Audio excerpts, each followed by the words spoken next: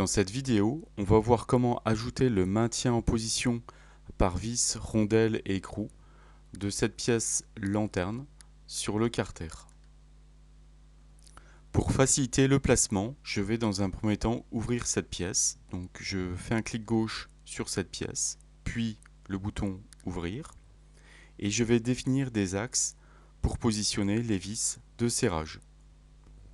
Je sélectionne ce bouton de filtre et je coche cette case ici, sélectionner tout, pour faire apparaître les références à l'écran.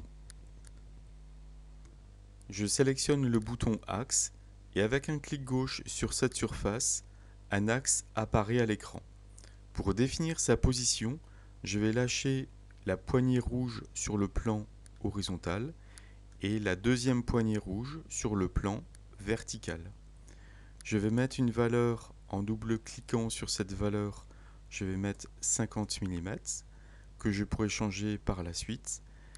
Et en double-cliquant sur cette valeur, je vais mettre 0 que je pourrais aussi changer par la suite.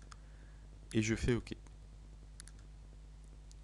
En sélectionnant l'axe dans l'arbre du modèle par exemple, je choisis répétition, puis axe et je sélectionne avec un clic gauche l'axe de la pièce.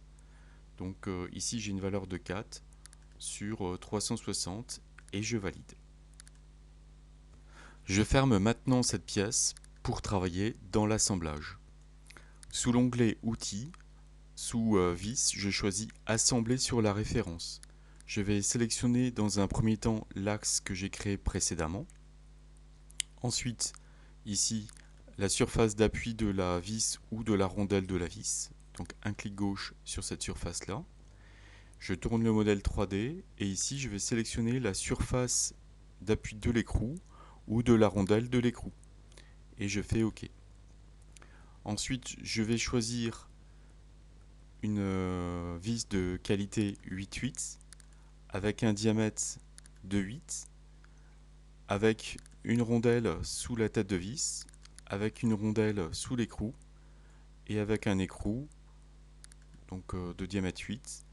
Ici, je peux choisir la longueur de la vis ou lui demander de la trouver de manière automatique. Et je fais OK.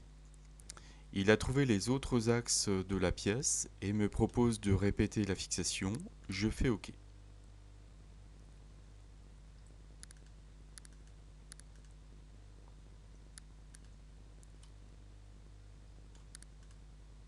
Si l'on ouvre cette pièce, on pourrait remarquer que les trous ont été créés automatiquement avec un diamètre de 9 mm, ce qui correspond à 4 trous de passage pour les vis.